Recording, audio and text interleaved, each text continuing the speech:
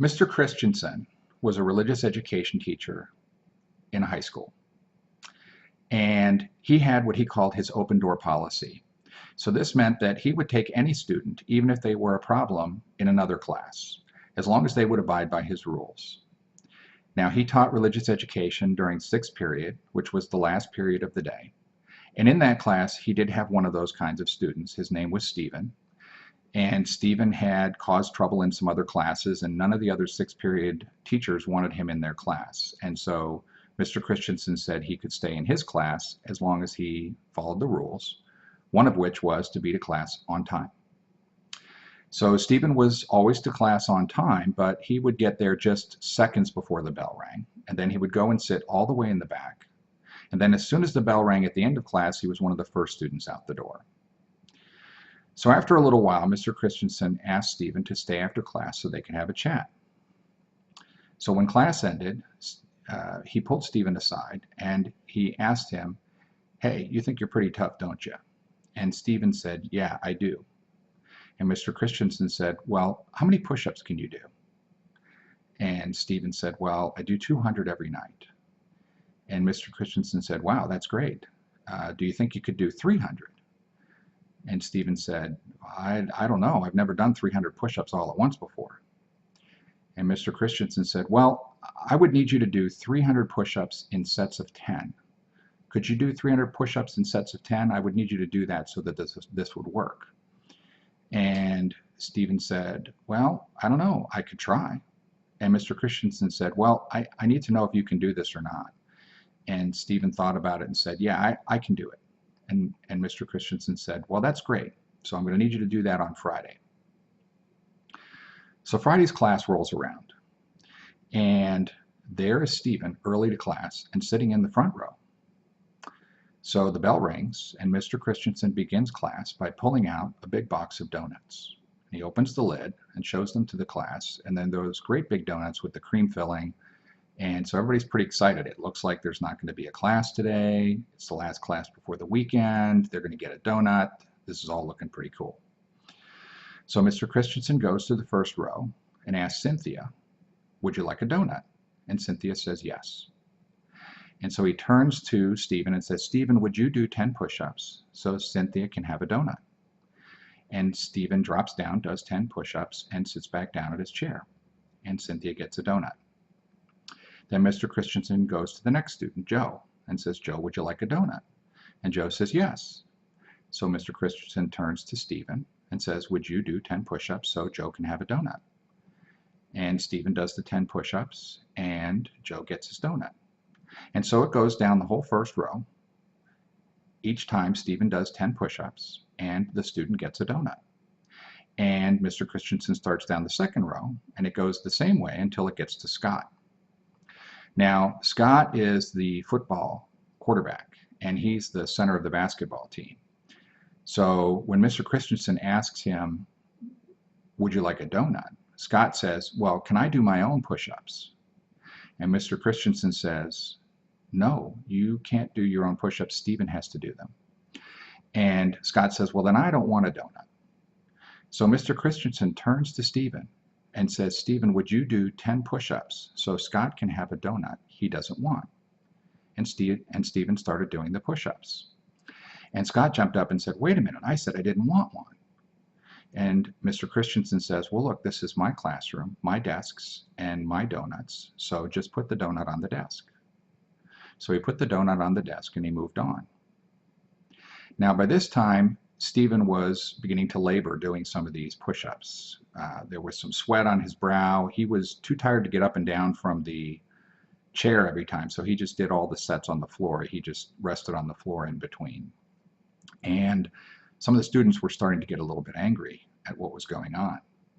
So Mr. Christensen started down the third row, and he got to Jenny, and he said, "Jenny, would you like a donut?" And Jenny said, "No." And Mr. Christensen turned to Stephen and said, "Stephen, would you do 10 push-ups so Jenny can have a donut she doesn't want?" And so Stephen does his 10 push-ups and Jenny gets her donut. Now, a lot of the students at this point were starting to say no. And so there were a lot of uneaten donuts sitting on desks. On top of that, Stephen, by this point, was really struggling. His arms were red, his face was red, there was a pool of sweat on the floor. And so Mr. Christensen asked Robert, he said, Robert, can you watch Stephen and make sure that he's doing his 10 push-ups each time I ask? Because I can't bear to watch him doing push-ups for all these uneaten donuts. And then he started to move on. So he started down the 4th row. Now, as he turned into the 4th row, he noticed that there were some extra students along the wall, which was not unusual. They often wandered into his class to hear his lecture. But he did a quick head count and saw that there were 34 students. And he looked and he had enough donuts, but he was worried whether Steve was going to be able to do all these push-ups. So he went to one student, and then the next student, and then the next student, each time doing the same thing.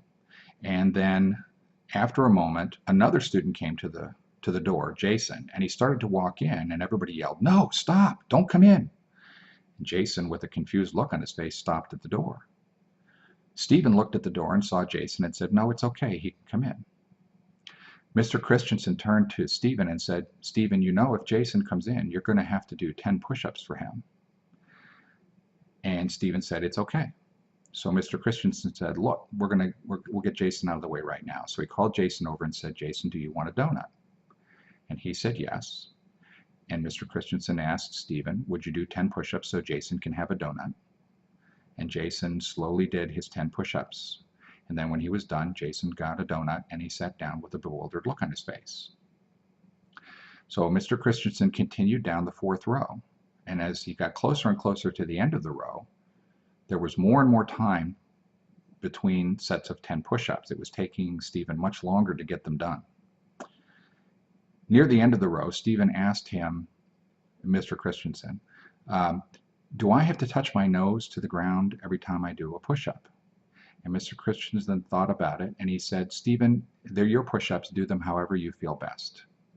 And then he turned to the last 4 students along the wall and started going down those 4 students with the donuts. He got to the last 2, who were both girls, and they both had tears in their eyes. And he went to the first of the last 2 and said, "Linda, would you like a donut?" And in a small, sad voice, Linda said, "No, thank you." And Mr. Christensen turned to Stephen and said, "Stephen, would you do 10 push-ups so that Linda can have a donut she doesn't want?" And Stephen had to work really hard, but he got his 10 push-ups done, and Linda got her donut. Then he turned to the last student, Susan, and said, "Susan, would you like a donut?" And Susan, who had tears streaming down her face, said, "Mr. Christensen, can I help him?" And this brought tears to Mr. Christensen's eyes. And he said, "No, Stephen has to do this all alone." And he turned to Stephen and said, "Stephen, would you do 10 push-ups so that Susan can have a donut?" And as Stephen finished his 10th push-up, realizing that he had done all that was required of him, 350 push-ups, his arms buckled and he collapsed on the ground. Mr. Christensen gave Susan her donut, and then he turned to the class. And he said, "And so it was that Jesus Christ, the Son of God, having completed all that was required of him, called out in a loud voice, 'Father, into your hands I commend my spirit,' collapsed, and died on the cross." And so many in the world, like us, leave this gift on the desk uneaten.